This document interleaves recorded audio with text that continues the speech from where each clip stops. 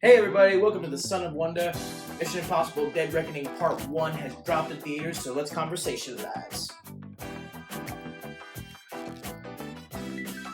Alright guys, so to not build any suspense, this movie was amazing. As always. Most of the Mission Impossible films are. That's just the long and short of it. Especially the ones from the past decade have all been amazing. I don't know if it's as amazing as Rogue Nation or Fallout, but in a franchise where you have so many good movies, you're really just competing which one is more amazing. That's the competition. So it doesn't really matter at the end of the day because this one's still phenomenal. And I think this is some of the best character work that we've seen in any of the Mission Impossible films. Period.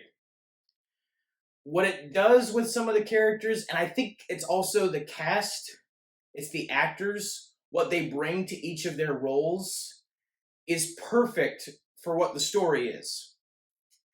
And it took me a few rewatches of this movie to really understand what they're going for and understand the mindsets of the creators as I'm watching the movie. And I think I have a better understanding now. Because it did take a lot more getting used to, the plot did, than I was expecting it to. I thought it was going to be really straightforward. It wasn't. It was not straightforward. This movie has some curveballs in it that I was not expecting. So I'm getting into spoilers now, so be warned. But the villain of this film is an artificial intelligence known as the Entity, which is a great name for an evil artificial intelligence. And we've seen this before. AI becomes sentient, gets a mind of its own, wants to take over the world. That's the basic villain plot of this movie. And I will say, I wasn't a fan of that idea at first. Because with the previous Mission Impossible movies, they've all had grounded stories, stuff that could actually happen. But the idea of an evil AI is by far the most fantastical element that has ever been introduced into this franchise. So I wasn't sure about that, but again, upon a few rewatches, I understand it better. Because it really is the next natural foe that Ethan Hunt would have to face as the ultimate super spy. Because Solomon Lane was probably the best human villain that Ethan could have had. Because he serves a similar purpose that the Entity does in this movie, to where he's always one step ahead of Ethan, and Ethan always has to be one step ahead of him because of that. And it's the same way with the Entity in this movie. The good guy characters, Luther, Benji, Ilsa Faust, Ethan, don't know which moves to make. They don't know which moves would be the right moves to make because they know that their enemy, the Entity, is aware of possibly any move that they can make. So they have to be very careful with that. And that is pretty genius storytelling when you have a super spy that's been able to outwit all of his enemies to this point. And throughout the series of movies, there's this theme of escalation, like the Third World War is coming type stuff.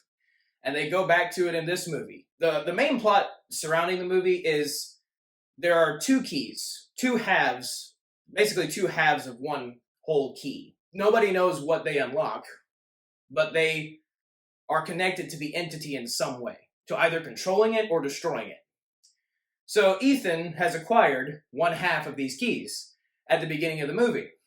And there's an awesome mask reveal at the beginning where all these different government officials are discussing what the Entity is, and there's this random dude that walks in the room. You don't know who he is, but he looks really dangerous. Then he gives Kittredge a gas mask, and Kittredge has returned from the first film. And what's interesting about Kittredge is that he serves a similar purpose in this movie that he does in the first film. Because way back in the very first Mission Impossible movie, he wasn't really the bad guy. He was just a bad guy that was doing his job. He thought Ethan was a bad guy. So he was after Ethan in that movie. In this movie, he is a little bit more villainous, but he's still not the bad guy. And I like that they didn't do like a 180 on him where he is like really evil all of a sudden. He's still doing his job, but just being a jerk about it, just like in the first one. So I thought that was great that they kept his character the same, basically. But there's this random guy, you don't know who he is. He gas bombs the rest of the people in the room. Kittredge has the gas mask that he gave him. And then in the smoke, the random guy just goes, "Whoom," and it's Ethan. One of the best mask reveals in this entire series, because I did not see that coming at all. They're talking about how dangerous the entity is throughout this scene, and here this random guy comes in, and you really think like, oh, something bad's about to happen. Like he looks scary, and it's Ethan Hunt. Makes total sense. And so he has a conversation with Kittredge, and Kittredge basically is explaining to Ethan, there's the next world war is going to be a war for like everything, the entire ecosystem basically, and we need something as powerful as the entity. We need to find a way to control the entity in order to win that war. And Ethan, of course, being the good man that he is like, no one should be trusted with that kind of power, because the entity is an artificial intelligence that can get into everything, that has the ability to take over the world if it wanted to, all of cyberspace. So Ethan's like, heck no, I'm going to use this half of the key, find the other half of the key, and then destroy the entity. So that's the opening of the movie. And it's amazing. Because again, it solidifies Ethan as a good man, as like one of the only people, like he usually is, who sees the right way, who's not blinded by selfish ambition. He's got a clear heading for what he wants to do, whatever the right thing is. There's also a great desert action sequence in this movie that's like there's a sandstorm coming, and Kittredge put a bounty on Ilsa Faust's head, so Ethan has to go protect her from these bounty hunters. Just a really cool action sequence. Just, the start of many in this movie. And then we go to an airport where there are I would say there are the three biggest standout sequences in this movie are for me at least, are the airport sequence, the car chase sequence, and the train sequence at the end. Those are the three biggest ones. And they are exhilarating. And of course, you have, in the midst of the train sequence, you have what's been promoted all this time leading up to the film coming out, Tom Cruise riding a motorcycle off a cliff. Because why not, right?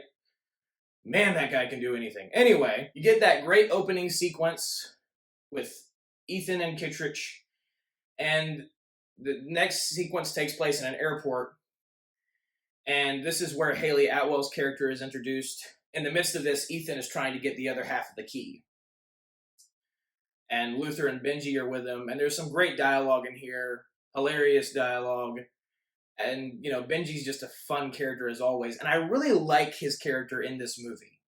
I actually like his portrayal in this film better than I do in Fallout, because in this movie I feel like Benji is more emotional. They let him be a little bit more dramatic, and it gives more weight to these scenes, having seen this mostly comedic character throughout the previous films get to be emotional in this movie. It gives more weight to these scenes, which was perfect. But Ethan's tracking this buyer guy who supposedly has the other half of the key. It gets stolen by a pickpocket who is Hayley Atwell's character, and her name is Grace, supposedly. It seems like that might not be her real name, but we'll see. But her name is Grace thus far, and I gotta be honest, she is one of my favorite characters in this franchise to date. I don't know if I've ever seen we've had so many female characters in the past 20 years, different roles and stuff like that, and unfortunately a lot of them in the past 10 years have not been written well. This one is written so well. Hayley Atwell's character, Grace, is just an awesome character. She's awesome for a few reasons. One, she's not perfect. She is definitely flawed. She's a thief. She steals the key from the buyer. And she starts that way in this movie, but she has a journey. She goes from selfish to selfless by the end. And that is how you write any character, not just female, any character. It's great. But Ethan is tracking her down now in the airport. Ethan gets to her, and just right out of the gate, Tom Cruise and Hayley Atwell's chemistry is amazing. It's just amazing. I thought that it couldn't get that much better than the Ethan Hunt, Ilsa Faust duo in Rogue Nation. but it may have with this movie. Ethan and Hayley Atwell's relationship. I keep going back and forth from real name to fake name, but Ethan Hunt and Grace's relationship in this movie is amazing. And it's entirely different than Ethan and Ilsa's. Because Ilsa's also a super spy. She's also a kick-butt super spy. Grace is a thief who is not a super spy at all, and she's always in over her head. She doesn't know exactly what she's involved in. And because of that, she takes a bunch of dangerous situations more lightly than others would. Because, she's been a thief her whole life, so she kind of thinks she could just get away with it. And then she learns that's not the case. She learns that there are definitely stakes in this game. And that's what's so great about her character and the way they build her character and her character arc in general. But Ethan basically tells her that we need to go put that half of the key that she stole back in the buyer's pocket because Ethan needs to track the buyer to find out what the key unlocks. Because even if he gets both halves of the keys, he still doesn't know what it unlocks. It's basically useless. So he needs to figure that out before he can steal both halves. And so someone kills the buyer. Meanwhile, American agents are hunting Ethan because he's gone rogue. Like, that's another crazy thing in this movie. The mission is rogue. The mission is unsanctioned before it even begins. And Benji points this out. Like, Ethan's gone rogue all the time in the previous movies. But in this movie, he literally starts the movie, the mission, before the main plot of the movie even kicks in, is already unsanctioned. It's already rogue. And again, that feels like the natural next step in Ethan's story. It's like he's gone rogue so many times, his government has betrayed him so many times, and that's also mentioned in Fallout. And so they put Ethan in a situation where there's this almost all-powerful entity who can control everything if it wants to. And there is something out there that can possibly control it, and all of these different governments want it for their own selfish ambition. But Ethan, in the midst of all of this, is the only man who realizes nobody should have this. This is too much power for one government or one man to have. And again, it's just a perfect echo of all of his previous dealings before. Him being the only one who realized, no, this isn't the way, this is the way. Like, he's a Mandalorian, apparently. So, again, it feels right. At first, it was a little weird, like, it's really fantastical. We're doing artificial intelligence as the bad guy now.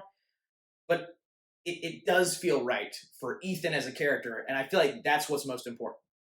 What's most important is for your protagonist and how you feel about them. I feel like this is the natural next step. Anyway, things escalate, and Ethan ends up seeing an old enemy of his that he thought had died a long time ago. And he tells Benji and Luther to ditch the airport. And Grace has escaped with both halves of the keys, but apparently the one that the buyer had was a counterfeit. So there are several plot lines and things and curveballs that happen in this movie that it is a little jarring. Like, it took me 2 rewatches technically, to really grasp, like, okay, this is what's going on, this is where the key is going. It is difficult, but it is worth it when you actually figure all of it out. And I still actually haven't figured all of it out yet, but I will. It feels like a Christopher Nolan movie in that sense. But previously, before that, there was a sequence where Benji was having to solve this cipher because he had found a nuclear bomb in one of the airport bags. And the cipher was controlled by the entity and trying to figure out more information about Benji. And there's a really scary scene where Benji realizes, oh, this cipher is spelling out a message, and it says, "You are done," but not D-O-N-E, D-U-N-N, as in Benji's last name, Benjamin Dunn. So Benji realizes that the entity controlling this bomb thing knows who Benji is. But by the time they solve all the riddles, it's actually not a bomb. It never had anything inside of it. It was a dummy bomb. Still didn't really grasp why the bad guys put it there.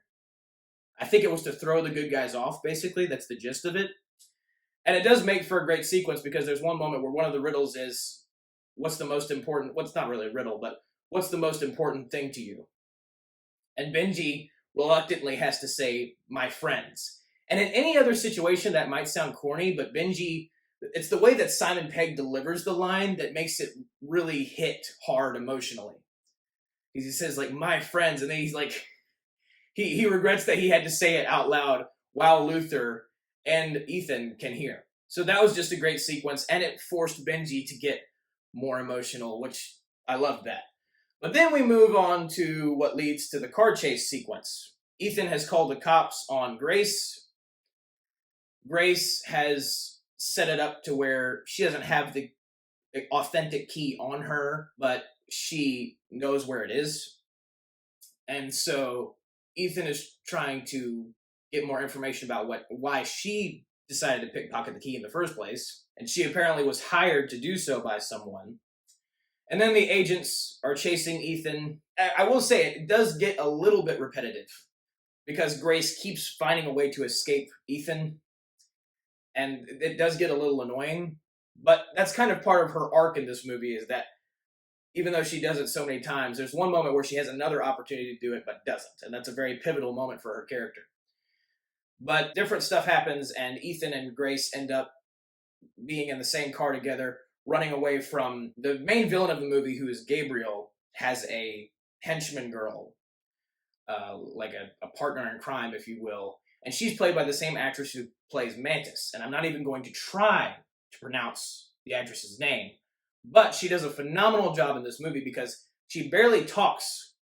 But just the way she moves and her eyes, it makes you feel everything that she's feeling. Just the way that her body language communicates different things to the audience is very well done and very well executed. So props to that actress. But she's chasing Ethan and Grace in this hulking Jeep, and the agents are chasing Ethan and Grace. And so they start out in this one car, and they're driving away, and then they find this this tiny yellow car that has been modified to be to go super speed if it needs to. And Ethan doesn't really know exactly how to operate the vehicle because it is so small but so fast. And there's this great moment where he's not figuring it out, and instead of talking down to Ethan, instead of saying how much Ethan is an idiot or something, Grace is just like, no, it's okay. And Ethan's like, no, I'm sorry. He's being very apologetic. And she's like, no, it's okay. We can go. And I loved that moment because it was just a moment for them bonding, not for one character meaning to look better than the other character. It's very balanced in this whole sequence, and this whole movie, in fact. And I really, really, really appreciated that, especially just after seeing Indiana Jones and the Dial of Destiny. Anyway, this is one of the best car chases in the series because they put these characters in so many different situations inside of one car chase. There's some comedy in there. There's the suspense in there. There's the visceral aspect of like, wow, they're actually doing this. There's one moment where the yellow car they're in keeps flipping over. And Ethan at first was the one driving, but it flips so many times that Grace and Ethan switch seats. So Grace has to drive again. And he's having to tell her like, no, stop pressing down on the accelerator. No, you got to go right. No, you got to go left. And again, there's great moments for comedy in there, and just Tom Cruise's and Hayley Atwell's chemistry in this moment is amazing. But they do find a way to get away from the bad guys. They end up getting stuck in a subway tunnel, and Grace ends up handcuffing, because that entire car chase, Ethan and Grace were handcuffed to each other. Ethan had handcuffed her so she wouldn't get away. So that's also a dynamic that plays into the entire chase scene, is seeing them, like, how is Ethan supposed to drive the car while he's handcuffed to this girl? And, like, it's his left hand being handcuffed to her right hand, so it's already awkward as it is. And so he has to figure out how to drive while doing this. And so, again, the scene is great. But she ends up pulling some sleight of hand stuff and handcuffing him to the steering wheel. And she's like, don't hate me. And she throws the paperclip to him. So she does give him a way of escape. But she may not have considered the fact that they're in a subway tunnel and there are trains that go through that subway tunnel. And Ethan does almost get hit by one. But he's not able to unclip the cuff, so he just pulls the steering wheel off. And he's got his steering wheel handcuffed to his wrist still, even after getting out of the car. So again, great humor in that moment. I do think it was a little extreme for Grace to just leave him stranded in a subway tunnel. But again, she's a very flawed character, so I can get past that. Anyway, Ethan finds Benji, Luther, and Ilsa, and they get together, and it's at this moment you realize that Ethan has a very strong connection to Gabriel, our main human bad guy, because Gabriel apparently killed someone that Ethan was very close to, a girl named Marie. And that's one of the main themes of this movie is specifically the women who get close to Ethan throughout Ethan's entire life end up getting hurt or dying in some way. And Gabriel tries to use that later to make Grace doubt Ethan because he's a jerk. He's one of the best villains in this entire series because of how evil and horrible he is. But anyway, Ethan discovers just how in control of things the entity actually is. It's erasing any information about Gabriel, so therefore they can't really find out any more information about Gabriel that they would need to possibly defeat him. And Ethan realizes the gravitas of the situation because he realizes that Gabriel's whole goal, he serves the entity, one. He basically works for the artificial intelligence. And two, he has this strong desire to just make Ethan suffer. He kills people closest to him just to make Ethan suffer, which is also why he's a terrible person, but a great villain. But I really did like him. Anyway, the actor did his job phenomenally. But Ethan, he's not willing to accept his team being with him anymore because he feels like he's just putting them in danger. But then, of course, Benji and Luther are like, well, the entity, that might be what the entity wants, is for us to separate. But what's weird is that they don't really resolve that conflict. Ethan just kind of goes with Ilsa anyway to the party that they have to go at where Grace should be there with the key. And so that doesn't really get resolved, and it's kind of a weird scene transition. There is a moment, though, where Ethan and Ilsa are on a balcony together, and you realize that they truly do love each other. Ethan deeply cares about Ilsa, and Ilsa deeply cares about Ethan.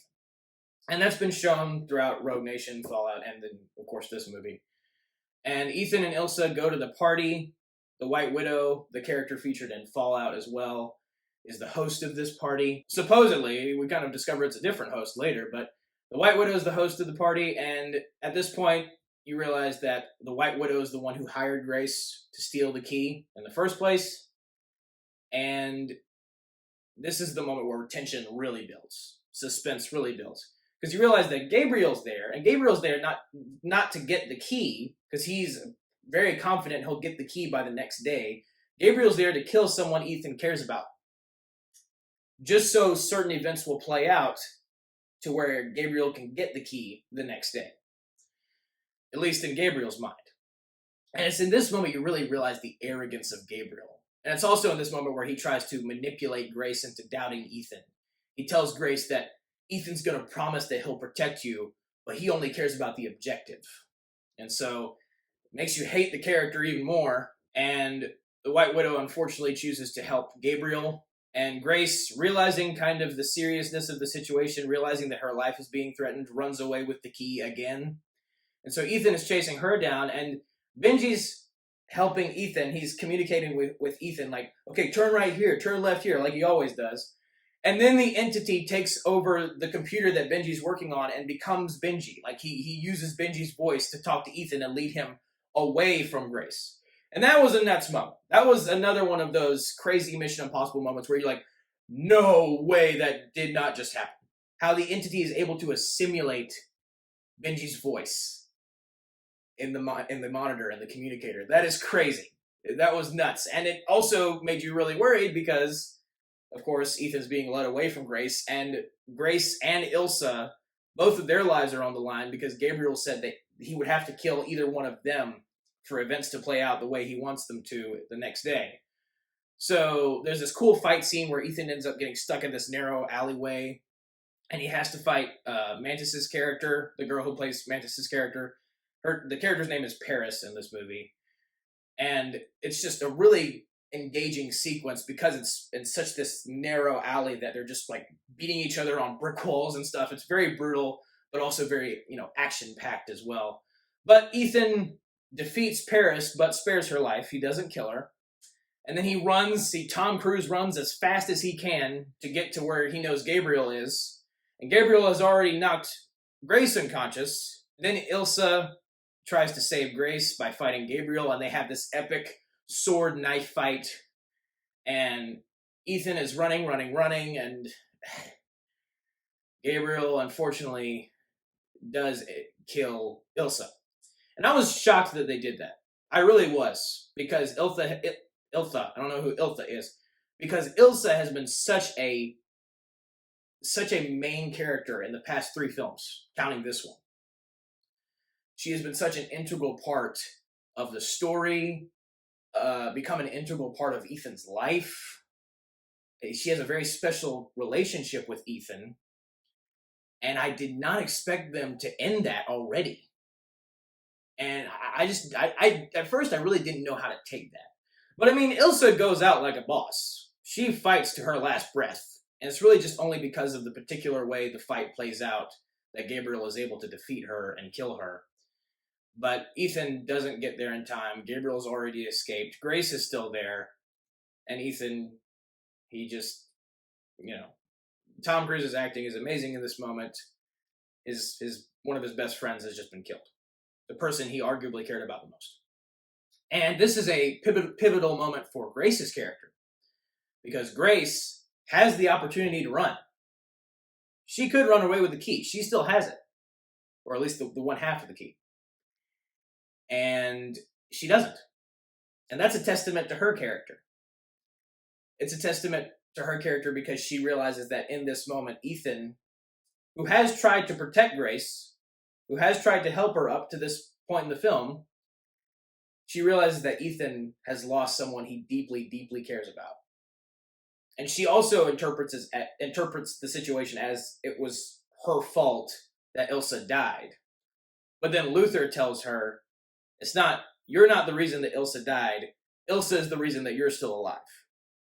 Great line, and true line. And so you see Grace's softer side. You see her more vulnerable side, because she's taking the weight of this person that she didn't even know died to protect her. But she's also having to take in the fact that at this point, everybody knows who she is, and her life is in danger either way. But if she stays with Ethan and Luther and Benji, if she joins the IMF, she'll be a lot safer.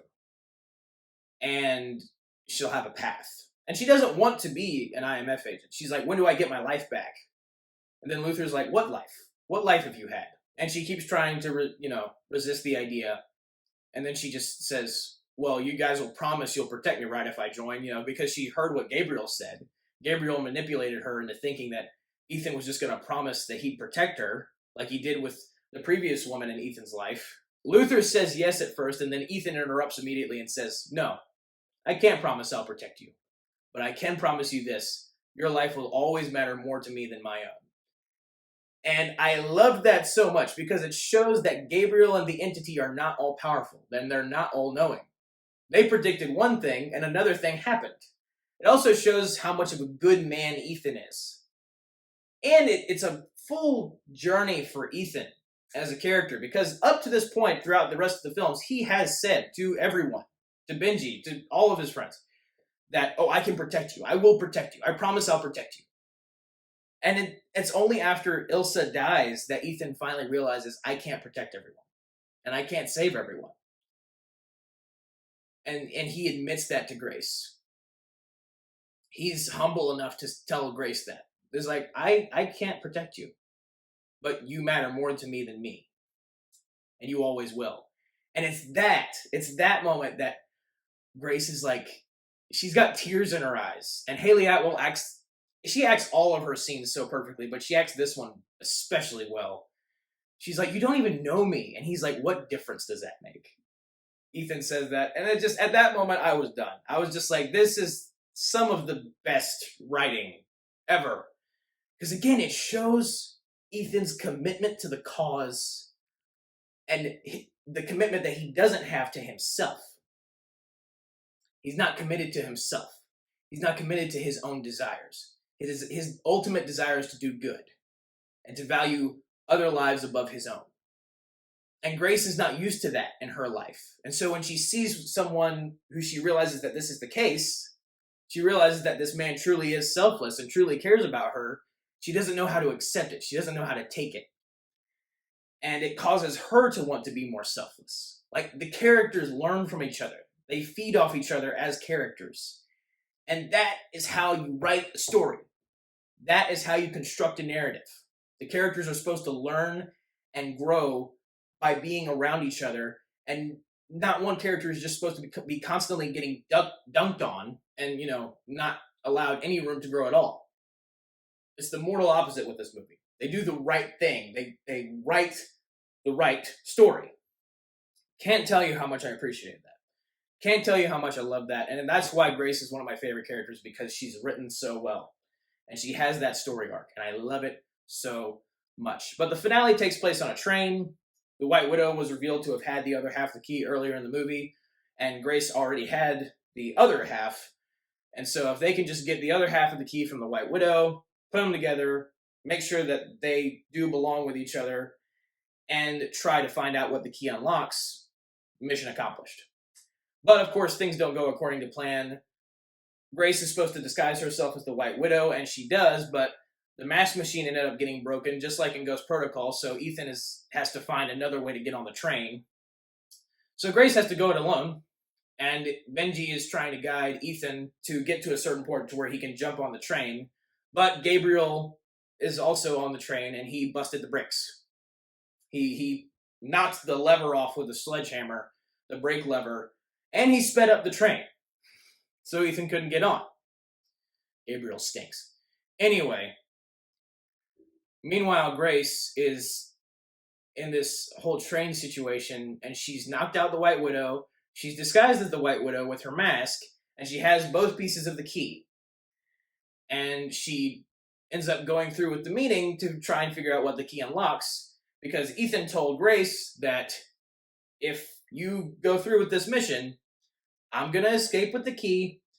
You're going to stay on the train, tell Kittredge the truth, that Ethan, told her to do this mission for him, and that Grace should accept whatever offer Kittredge gives to her, which will likely be the choice, which is apparently the choice that all of the IMF agents have been offered beforehand, just like Ethan was. Because we learned in this movie that Ethan was apparently a crook at one point. He was apparently a criminal. And he had the choice of either joining the IMF or staying in prison his whole life. And apparently that was the case with a lot of these different agents. Benji and Luther as well, it seems. And so Ethan realizes that Grace is going to be given the same choice, and he wants Grace to accept so she can stop living aimlessly and just stop living for herself, like Ethan used to. And there's that awesome parallel there of Grace is being put in all these new situations that she's never been around before, she's never been in before. And Ethan was in her position years ago. And so Ethan knows how Grace feels. He has Grace's perspective, and he understands her pain and what she's gone through. And again, it makes you believe the relationship between them so much more. And there's just layers upon layers in this relationship of great writing. But Grace ends up realizing that the buyer is in fact Kittredge. That Kittredge is the one that the White Widow was supposed to be selling the key to. And she ends up just escaping with the key.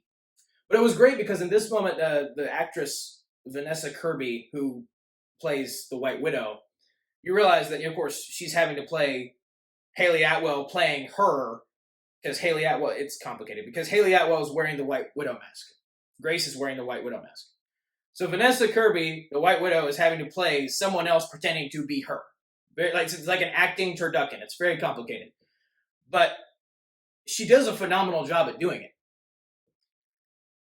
You really do wonder, how much Vanessa would have had to study Hayley Atwell's, just the way she carries herself and her inflections, because she does just such a great job of making you believe that this is not actually the White Widow. This is someone else pretending to be the White Widow, specifically Grace pretending to be the White Widow. props to Vanessa Kirby. But Grace escapes with the key, and she gets away, but she is being threatened at gunpoint by the real White Widow's henchmen after they realize what's been going on. And one of the henchmen is about to kill Grace, and she is genuinely terrified. Again, great acting from Hayley Atwell. You feel her vulnerability in that moment. She's genuinely afraid she's going to get shot. And meanwhile, Ethan has been led to this mountain, and Benji's telling him to jump off of it in order to, because he has a parachute, so he has to parachute down to get to the train. And Benji's like, "You got a parachute, right? And you can see the train, right?" And he's like, "Well, then you can jump." And Ethan's like, "What? I can't jump. There's like, I'm not that high, and there's all these ledges." And Benji finally just goes, "I need you to pull yourself together because I'm under a lot of pressure right now." And he finally just goes off on Ethan, and Ethan doesn't know what to do with that. And he's like, okay, I'll jump. But it was a great scene, very comedic. And it's the relationship that Ethan and Benji have always had, where Benji just assumes that Ethan can do this crazy thing. And Ethan's like, it's not as simple as you think it might be. And so this is the jump. This is the jump where Ethan drives a motorcycle off the cliff. And that was a great comedic scene between Benji and Ethan. There was great banter between the two of them. Tom Cruise and Simon Pegg have always had great chemistry with each other. But Ethan finds this ledge that looks like a ramp, because it actually is a ramp that's just CGI to look like a ledge, or something like that. And Ethan gets to a point where he's far enough away from the ledge so he can get the speed to ride off on his bike off a cliff.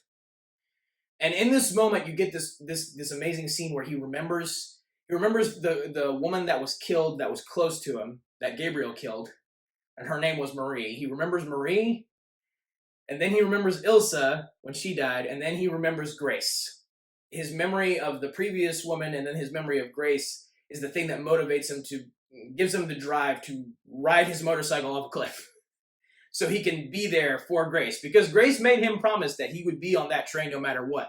And so he has that dead set in his mind, like, I am getting on this train, even if I have to ride a motorcycle off a cliff. And the moment is just as suspenseful as the promotions and the trailers made it look. He rides off the cliff and the music just goes silent. And it's Tom Cruise with a parachute actually free falling off this cliff after just having ridden a motorcycle off of it. It can get crazier, I guess, but I mean, you wouldn't know it just watching the scene. It is nuts, and I love how they let that moment just be there. That tension just sit. The music just stops and just like, oh, this man is actually free falling off a cliff. This is real. Wow. Anyway, Grace is about to be killed by the henchman, and this is when Ethan just busts into the side of the train, kind of by accident, and ends up kicking the guy who's about to kill Grace out the other side of the train. Out the window. And it's a very sudden scene, takes you by surprise, completely unexpected. And you get this great moment of vulnerability between Grace and Ethan, where Ethan's like, "Are you okay?" And she has tears in her eyes again, and she's like, "No, I'm not okay." And she's fully honest with him in that moment. And he, hearing this, he's like, "I get it. I understand. This is not okay. This is very tense." Because she almost died. She almost was shot. And they let that moment sit. They let it breathe. They let the audience feel for her in that moment. Like, oh, she's genuinely scared. And I love that. Because she's not used to that. She shouldn't be. She has no reason to have been. And they remember that when writing the story. She's not just perfect. She's not able to just handle any situation that comes at her with ease. She's a real person. She's a real human being, and so is Ethan. So good. It's so good. But Gabriel, in all this commotion, ends up getting the key. Ethan has to track down Gabriel. Gabriel gets on top of the train, and Ethan gets on top of the train, and this is when they have their fight, their brawl, on top of a moving train, which they actually did. That actually happened. I mean, they didn't, it was a choreographed fight. But they are on top of a moving train that they built. That the crew for this movie built. They built a train for the sole purpose of having a fight on top of it and wrecking it. Wow, if every filmmaker showed that level of commitment to their film, we would have a bunch of other phenomenal movies like this one that would be releasing yearly in theaters. But unfortunately, that is not the case. But thank the Lord we have Tom Cruise and Christopher Nolan. They're both guys, and Christopher McQuarrie, obviously, who directs all of these newest MI films, who are to have that level of commitment. They're willing to do all this crazy stuff. Anyway, they have a fight on the train. Ethan is at a point where he is able to kill Gabriel if he wants to. But Gabriel's apparently the only person who knows what the key unlocks. So Ethan's not really supposed to kill Gabriel, but he decides to try anyway. And I still don't really know what Ethan was thinking in this moment, because Luther had told Ethan before, he's like, you can't kill Gabriel. He's the only one who knows what the key unlocks. And Ethan still tries to kill him. I have my own theories about why that is. I won't get into them here, but it was an interesting scene, and it is a little difficult to understand, like, why did Ethan still try? I don't know. But the agents who have been tracking down Ethan this entire time also go on the top of the train, aiming their guns at Ethan. He's like, stop trying to kill the guy. And Gabriel escapes. And Ethan tells the agents, he's like, hey, listen, if we don't stop this train, a whole lot of people are going to die. So he convinces the agents to get everybody to the back of the train. Ethan had told Grace to go and try to stop the train, and she was not able to because Gabriel had prevented that from happening.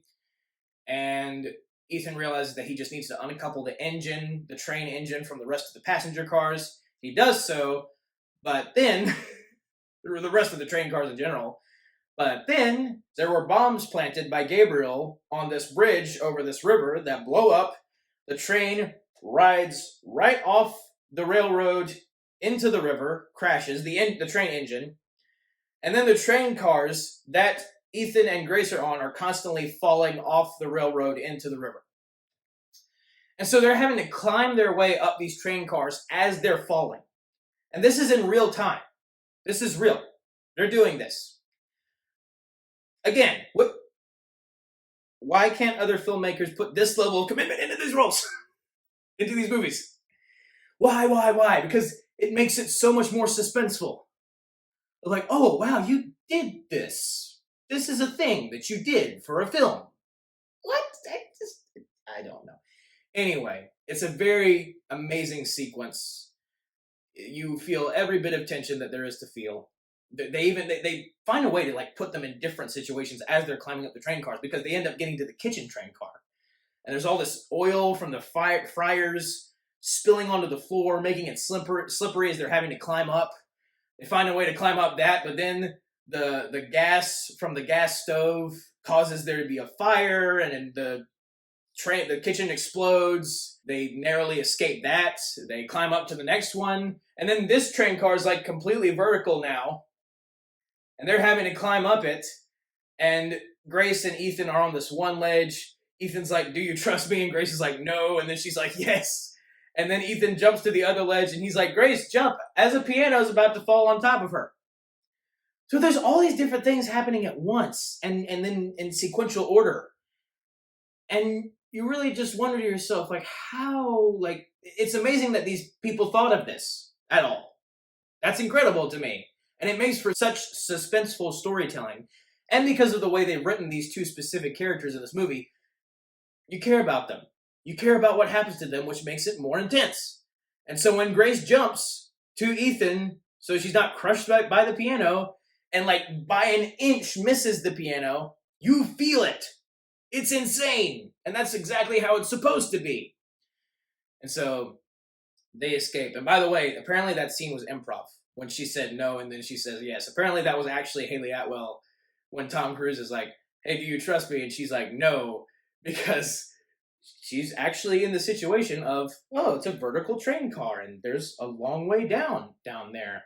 Obviously, it was a lot more of a controlled environment than the story is trying to put it. But still, that would be pretty scary. And there was even one moment before where they as the train car is falling off the railroad, they like get lifted up and then they get dragged back down. It's just, it's the way they use the environment is great in this sequence. Absolutely great. And the different ways they find to use it in relationship to the characters is great. But then it looks like they're about to fall because Ethan can't hang on. And Paris saves Ethan and Grace. Because previously Gabriel told Paris that, oh, by the way, you're going to betray me because Ethan spared your life before. And he was right. She did. And so she saves Ethan and Grace. And because Gabriel realized this, he was able to stab a knife in Paris. And Paris seems like she's about to die. But Ethan's like, wait, what is the key unlock?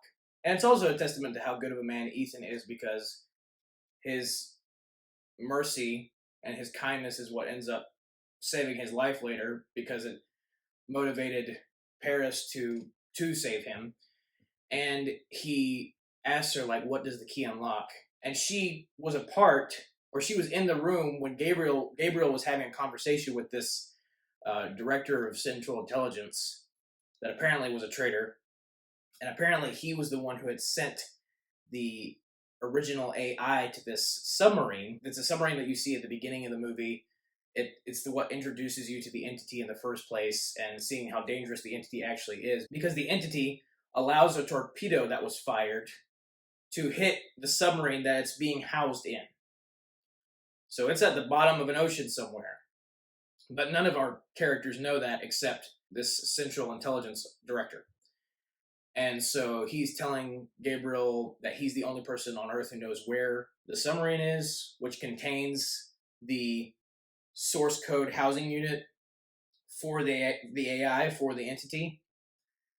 And Gabriel kills him, but he does say that it's on the Sevastopol, which is the name of the submarine. And so Paris hears this, and Paris tells Ethan it's the Sevastopol. That's what the key unlocks, is something to do with the submarine, the Sevastopol. But the agents are still after him. They still want to capture him. He has the key. He was able to get the key from Gabriel, and there's this great moment where Gabriel realizes that he doesn't have the key, and he just loses his mind. And it was so gratifying to see a villain like that get defeated in a way that wasn't his death, but it was his humiliation, because the entire movie he had been so arrogant and been so like, oh no, I'm totally gonna get the key, and like everything is written the way I say it's written, the way the entity says it's written. No, because Ethan still got the key anyway, and so he just screams Ethan when Gabriel realizes he doesn't have it. Such a good moment, such a gratifying moment. But Ethan has the key, and he has a speed wing that Luther gave him, but it can only carry one person. And Grace tells him, Grace is selfless in this moment. She tells him, it's okay. This was the plan. I'll stay, you go. And he's also selfless because he doesn't want to leave her. But she's like, no, go. And again, great character arc for her. Great journey. And so he does escape. And this agent guy who's been chasing Ethan the whole movie has this chance to kill him, has this chance to shoot Ethan down as he's flying away in his speed wing, but he doesn't. And that's a great character moment for him as well. But then Grace talks to Kittredge and tells Kittredge what Ethan told her to say. She's like, Ethan Hunt told me that I could trust you and that you would offer me a choice and that I choose to accept. And he's like, and Kittredge is like, very interesting. And so the movie ends with Ethan rendezvousing with Benji. Ethan has the key. No one knows where the submarine is, because the intelligence director was the only one who knew, and Gabriel killed him. So that's going to be very interesting to see how that plays out in the next movie. And it ends on this narration from Kittredge.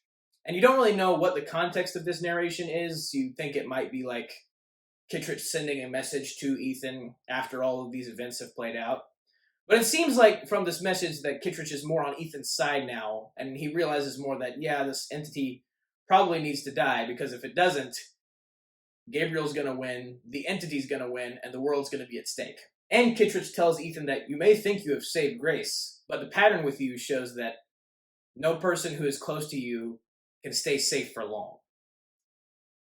And Kittredge calls it the cross that Ethan's been forced to bear. Kittredge is still a jerk, but it's a theme that runs throughout this whole film. And I am curious to see if it plays at all, if that same theme runs through the next one, which it likely will. But I do want to know more about that whole history he has with Gabriel, the context of like why did Gabriel kill Marie, what situation was it about. But overall, I thought this movie was awesome. I felt like I did need some more context for certain things, but at the end of the day, it does not make me think that this film is bad at all. I think that this film has too many flaws to be called great, because it is still great. And I always will respect a director and an actor like Tom Cruise and a producer like Tom Cruise who are willing to make everything real, to actually do everything, and that will always affect my opinion of a film. It's like, how real was this? How much effort did you put into this? Because if this was another green screen CGI fest, but the same story and the same characters and the same plot, I might not like it as much, but it was all real. So that only elevates it. It only can elevate things when you do it in a real way. So I loved this movie. I thought it was great. I am very excited to see where things go in Dead Reckoning Part 2. It's probably already my most anticipated movie of 2024. Just because of the way this film ends, it leaves a lot more questions than answers. It's definitely a Part 1 movie. So I am very curious to see if all of these questions do get answered in Part 2. Because I feel like the way I feel about this movie, at the end of the day, will largely depend on how Part 2 goes. Like, Part 2 will determine a large part of my official feelings on this movie. I still loved it as a film, but there are a few questions that I do need answered, some more context that needs to be given for me to have fully formed thoughts on stuff. But again, overall, I thought it was great. The stunts were amazing. The thrills were there. The character work was some of the best we've gotten in the franchise. Hayley Atwell's character is one of my favorites up to this point in the franchise. So I loved it. Thank you guys for watching. Have a very blessed day. May the Lord be with you. May the Force be with you. Goodbye. And I choose to accept that that's a wrap.